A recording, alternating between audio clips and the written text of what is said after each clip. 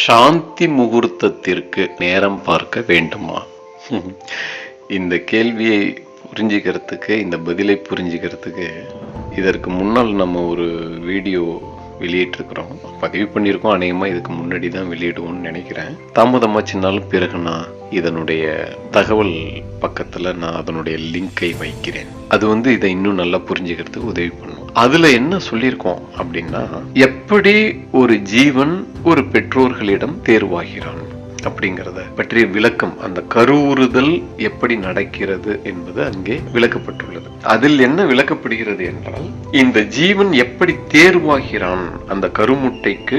இந்த லட்சக்கணக்கான விந்துக்களிலிருந்து ஒரு விந்து தேர்வாகிறது. அது எப்படி தேர்வாகிறது அப்படிங்கிறது ஒரு முக்கியமான விளக்கம். அந்த கணக்குப்படி இந்த பெண்ணினுடைய உடலில் லட்சக்கணக்கான கருமுட்டைகள் காத்து கிடக்கின்றன. ஆணுடைய உடலில் லட்சக்கணக்கான விந்துக்கள் காத்து கிடக்கின்றன. இந்த முட்டைகளும் விந்துக்களும் என்னங்கிறதுக்கான விளக்கங்கள் எல்லாம் அந்த வீடியோவில் இருக்கிறது. இதில் நம்முடைய விருப்பத்திற்கு ஏற்ற முட்டை வர வேண்டும். அப்போ அந்த எண்ணம் முன்னாடியே தீர்மானமாகுவது நல்லது. அந்த முதல் கருவுற்ற முதல் மாத சுற்று இருக்கு பாருங்க, அந்த மாத சுற்றில் பழைய முட்டை நீக்கப்பட்ட பிறகுதான் புது முட்டை தயாருக்கு வருகிறது. அப்ப என்னன்னா, முன்னாடியே இருக்கும் விருப்பத்திற்கு ஏற்ப அந்த லட்சக்கணக்கான முட்டையில் ஒன்று தேர்வாகிறது. நல்லா ஞாபகம், லட்ச முட்டை இருந்தாலும் ஒன்னு வேறு வேறு விதியை உடையது.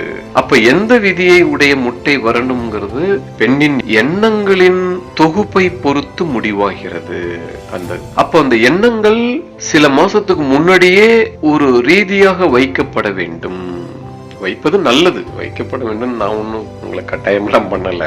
அதாவது ஒரு புத்திர பாக்கியத்திற்காக முயற்சி எடுக்கிறோம் என்றால், நல்ல புத்திரர் வேண்டும் என்று நினைத்தால், அப்போ இந்த பெண்ணினுடைய மனநிலை அதற்கு ஏற்ப வரையறை செய்யப்பட வேண்டும், கட்டமைக்கப்பட வேண்டும். அதற்கு ஏற்ற முட்டை தான் அங்கு தேர்வாகிறது. அதற்கு முன்பே வழிபாடுகள், நல்ல எண்ணங்கள், உயர்ந்த சூழ்நிலைகள், சிறந்த சூழ்நிலைகள் அனைத்தும் அமைந்தால் அந்த பெண்ணுக்கு பாதுகாப்பான ஒரு சூழ்நிலை, அதற்குள் நல்ல எண்ணங்கள் உற்பத்தியாகி காத்து கிடக்கின்றன. அந்த எண்ணங்கள் மேலோங்கி இருக்கும் பொழுது சிறந்த விதியை உடைய முட்டை தேர்வாகி தயாராக வருகிறது. இது ஒரு பக்கம். அதே போல ஆணுக்கும் உரிய எண்ணங்களுடன் இருந்தால் சிறந்த மத்திகளை உடைய விந்துக்கள் தயாராகின்றன.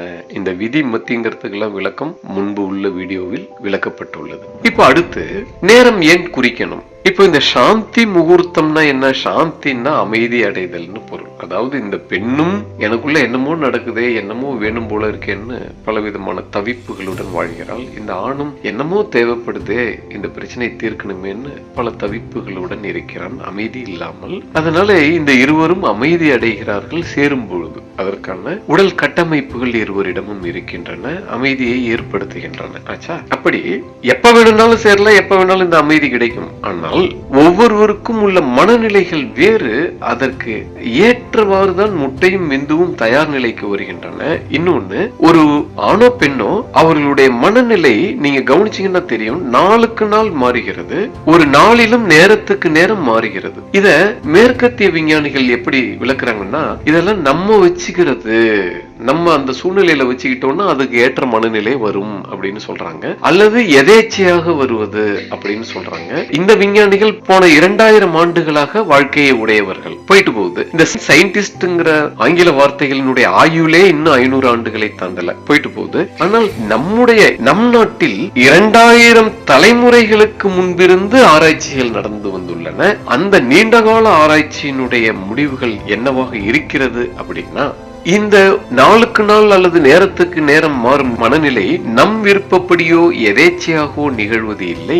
ஏற்கனவே முடிவு செய்யப்பட்டுள்ள விதியின் அடிப்படையில் தான் மாறிக்கொண்டு செல்கின்றன. அதை நாம் கண்டறிய முடியும். அதற்கு உதவுவது ஜோதிட விஞ்ஞானம். அதை கற்றுக்கொண்டால் அடுத்தடுத்த நிமிடங்களோ மணிகளோ நமக்கு என்ன மனநிலை ஏற்படுத்தும் என்பதை கண்டறிய முடியும். அடுத்தடுத்த நாட்கள், வாரங்கள், மாதங்கள், ஆண்டுகள் நமக்கு என்னென்ன மனநிலைகளை எப்போது ஏற்படுத்தும் என்பதை முன்கூட்டியே கண்டறிய முடியும் என்பதை விளக்குகிறது. அந்த அடிப்படையில் நமக்கு உயர்ந்த மனநிலைகள் இருக்கக்கூடிய நாட்களை, நேரத்தை முன்பே கண்டறிய முடியும் ஒரு ஆணுக்கு. அதே போல ஒரு பெண்ணுக்கும் கண்டறிய முடியும். இந்த இருவருக்கும் சேர்ந்துதான் வரணும்னு அவசியம் இல்லை. ஏதோ ஒரு இடத்துல சேரும். அந்த நேரத்தை கண்டறிய முடியும். அந்த நேரத்தில் இருவரும் சேர்ந்தால் விதி கட்டமைப்பை உடைய கருமுட்டையும் மதிக்கட்டமைப்பை உடைய விந்துவும் மிகச்சிறந்த அமைப்பை வழங்குகின்றன. அங்கு மிகச்சிறந்த தேர்வு நடக்கிறது. அங்க இருப்பதில் மிகச்சிறந்த தேர்வு நடக்கிறது.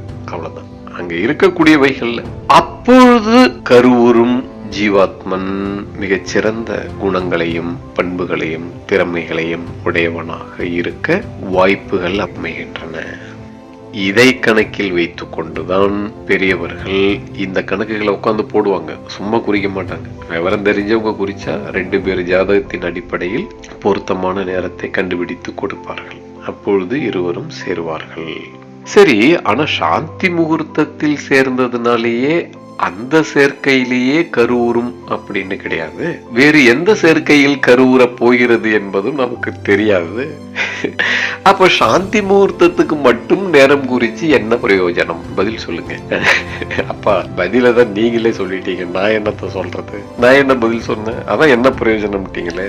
எல்லா பதிலையும் நீங்களே சொல்லிட்டீங்க. அப்புறம் நான் என்ன சொல்லணும்? ஆனா எனக்கு புரியலையே. அப்படின்னா என்னன்னா, குழந்தைக்கு தேவை இருந்து வாய்ப்பு இருந்து சேரும் பொழுது இது போன்ற நேரத்தை பார்த்து சேருவது மிகவும் சிறந்தது அப்படிங்கறது அதுக்கு பதில்.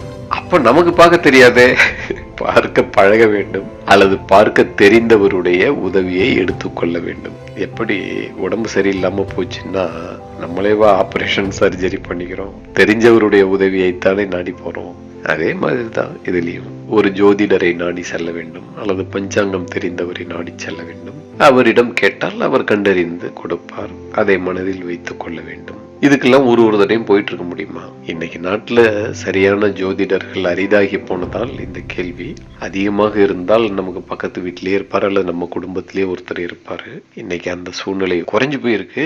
ஒரு காலத்துல எல்லாருக்குமே ஜோதிடம் தெரிந்திருந்தது. அதில் யாராவது ஒருத்தர் மிக அதிகமாக தெரிந்த புலமை பெற்றவர் வீட்டுக்கு பக்கத்திலேயே இருந்தாரு. இன்னைக்கு அது குறைஞ்சு போயிருக்கு. மீட்கிறதுக்கு நம்ம எல்லாம் பிரார்த்தனை பண்ணுவோம். நீங்களும் பிரார்த்தனை பண்ணுங்க. ஆனாலும் இது உண்மை. இதற்கு என்ன செய்ய வேண்டுமோ உங்களுடைய சக்திக்கு ஏற்ப செய்து நற்சந்ததிகளை அடைய வேண்டும் என்று நான் பிரார்த்தனை செய்கிறேன். ஆசீர்வாதங்கள்.